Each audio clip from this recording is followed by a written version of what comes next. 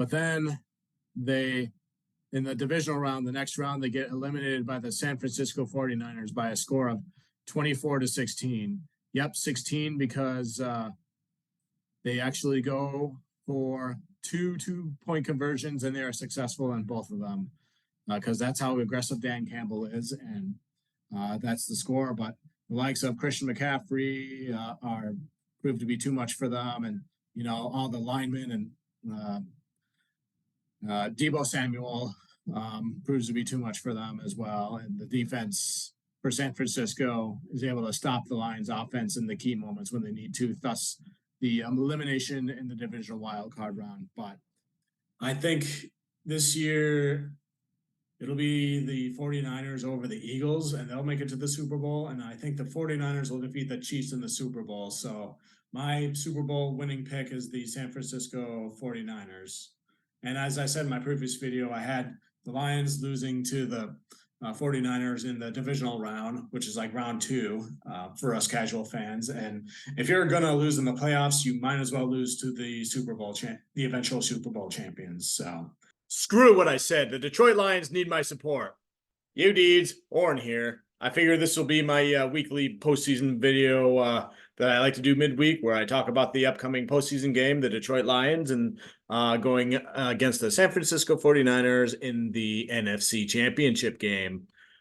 We NFL fans have watched championship games, AFC, NFC, and we've seen some really epic ones, and they're like right up there with the Super Bowl in a way, where they're in terms of excitement, and it was like, oh my gosh, you gotta watch. And the fact that the Detroit Lions are at this spot now is, man, what a time we're living in. So a lot of us could only dream of this happening, and the days are finally here for that. But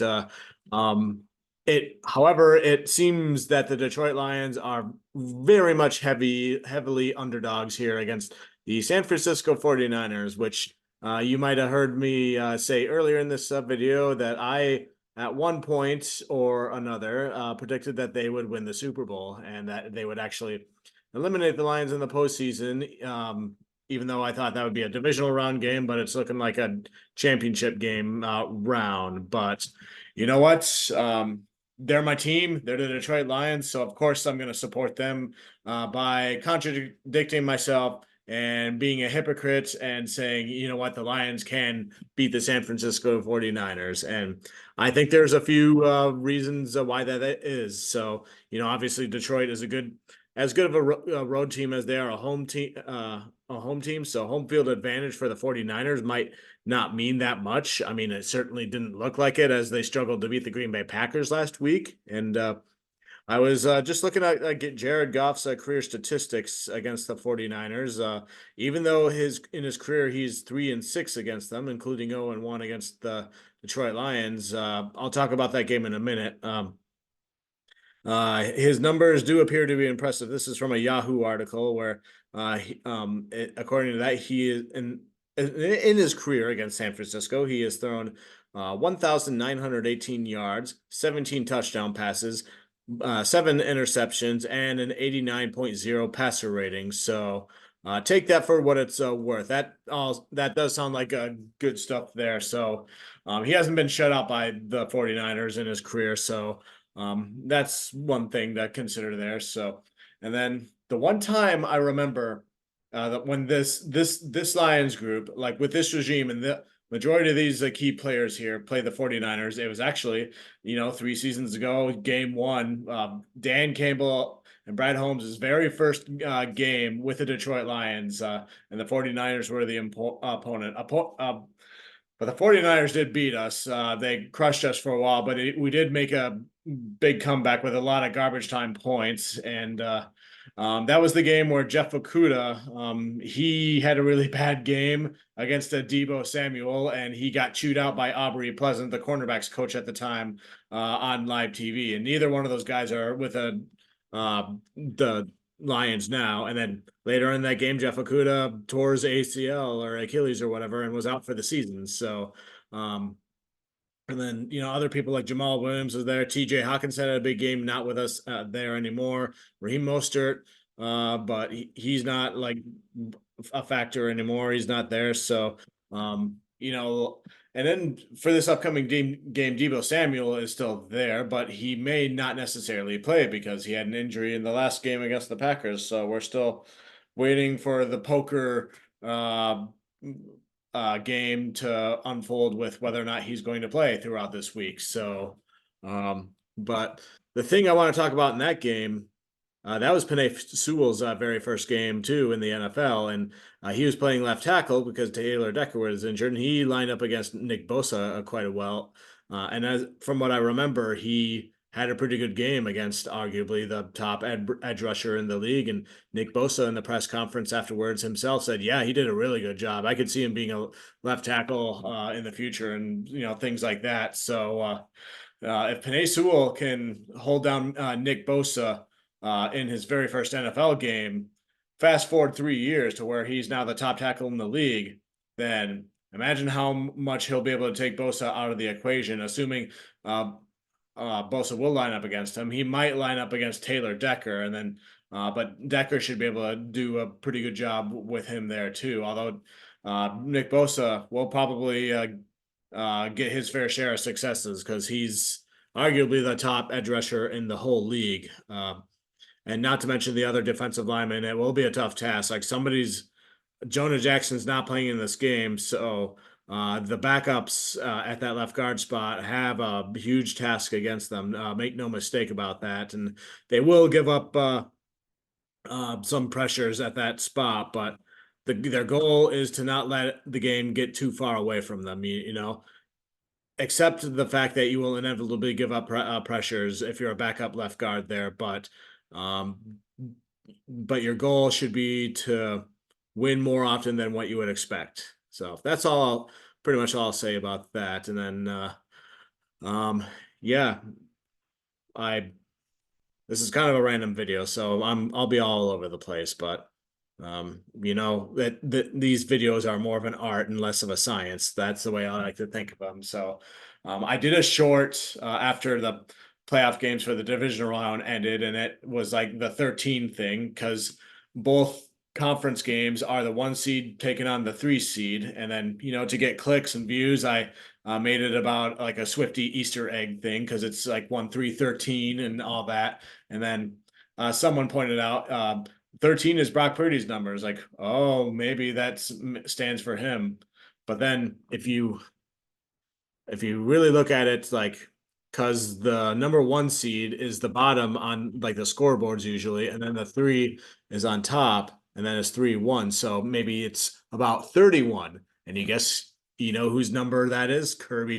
Joseph's.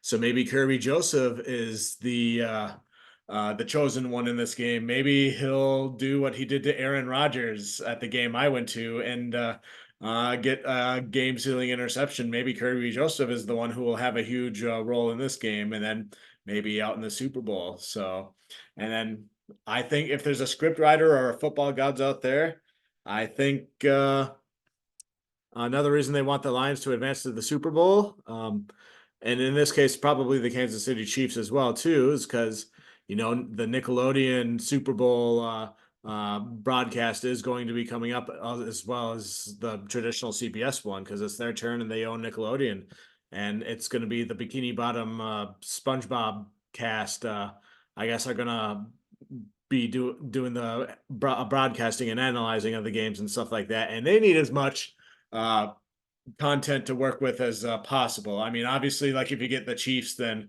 Krabby Patties because Andy Reid loves cheeseburgers. So why not feed them a bunch of Krabby Patties? They'll probably do something like that. Feel free to take notes, writers of Nickelodeon, if you're watching. And then they'll probably wear the knee guards or something because Dan Campbell and kneecap biting and stuff like that. Maybe something about the sun because Amon-Ra St. Brown is the sun god. Maybe something about Wolverines because Aiden Hutchinson is a Michigan Wolverine. Stuff like that. Let's see what else. How else can you draw that out? There's a lot more interesting stuff that you could do in terms of entertainment with the Lions than you could with the 49ers, in my opinion there. But yeah, you guys are smart. You'll figure that out. And yeah. So like I keep saying, I'll do a video at some point where I'll go and review my preseason predictions and talk about what I got right and what I got wrong. But the Lions have exceeded my expectations for sure, because they beat the Kansas City Chiefs when I didn't think they would and nobody thought they would. And then they rightfully beat the Dallas Cowboys, even though I thought that they would get blown out in that game. And then it took a bad call from the refs for them to have to lose that game. And then, yeah, and then I thought they would just win one playoff game, but they've won two, and they've had two home playoff games. So that's exceeding expectations as far as I can tell. So, and it's just been an all-around great year. No matter what happens from this point forward, and we are the last NFC North team standing because the Packers lost in the divisional round. No matter what happens at this point forward, I will be content with whatever happens with the Lions, except long-term injuries. Like nobody like Jared Goff or St. Brown or Penei Sewell or Aiden Hutchinson or anybody important. Nobody get like a long-term injury that will make you be out for like half a year or anything like that. So nobody wants to see that. Nobody would wish that on their worst enemy. So, but yeah, I can't wait to see how this will unfold. So, of course, I'm going to support my team. I'm content with their success this year, but I know those players and coaches and everybody employed by that organization wants the Super Bowl victory, and for that, they have my support no matter what. So I'm going to do the best I can to support them with my words, my videos, and whatever I can think of there. So yeah, that's all for this video. So uh, can't wait till Sunday. We are living the dream, fellow Lions fans. And as always, go Lions, one pride.